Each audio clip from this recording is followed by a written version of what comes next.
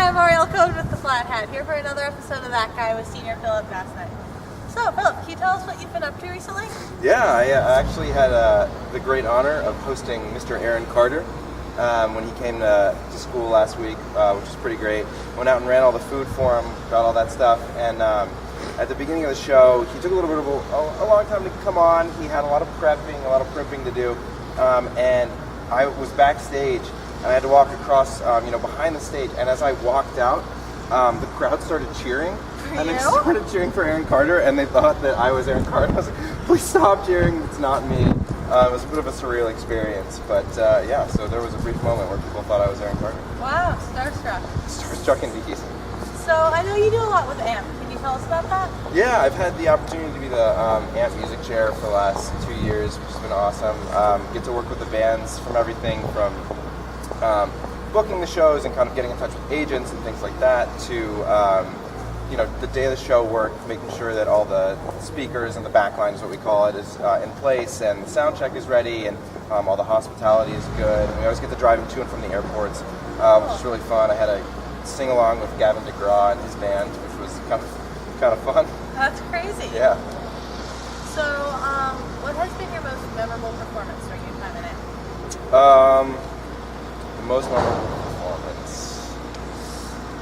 I think White Panda was the most memorable performance for me that I worked because I just wasn't expecting it at all. It was pouring rain the day of the show. I didn't really know what to expect. I didn't know if people still listen to mashups or what the deal was. And then it came to the night of, and Trinkle Hall just exploded. It was just, there were so many people in there, and we were pushing people away from the stage. It was like falling down on us. So we had to get all the security guys at the front to literally push people back. So it was a really fun show. People got really into it, and I just wasn't expecting that. So during the school year you work on AMP, but I know you had a really cool job on campus this past summer. So can you tell us about that a little bit? I did. I love Williamsburg so much that I stayed here the whole time. And I was a senior interviewer with the admissions office, which is a really cool opportunity. I got to interview high school students, rising seniors, every other day, and kind of get to know them a little bit. And we sell the school to them, and they try to sell themselves to us. So the group is about 12 last year. It's going to be 14 interviewers this year, and you just get really close with everybody. There's not a lot to do in Williamsburg over the summer, so you definitely kind of figure out how to make the time pass after work and stuff like that. But it was a lot of fun. That's great. Yeah. So you're a senior. You've been here for 4 years, and right now we're standing in the Wren courtyard. So yeah.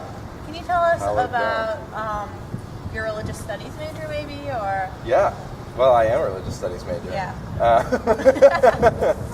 And I had two really great professors my freshman year who were just really considerate. They invited me to their office hours. They always wanted to talk after class, things like that.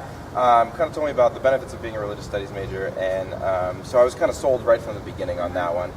Which is awesome. It was very nice of them both to leave before my senior year, but I love the whole staff. It's a great small department, so you get to know a lot of the people, and you see a lot of the same faces in class and things like that. But it really encompasses everything from psychology to history to sociology and anthropology, all that stuff kind of wrapped up into one major, which I really like. What has been one of your most memorable experiences on campus? One of my most memorable experiences on campus.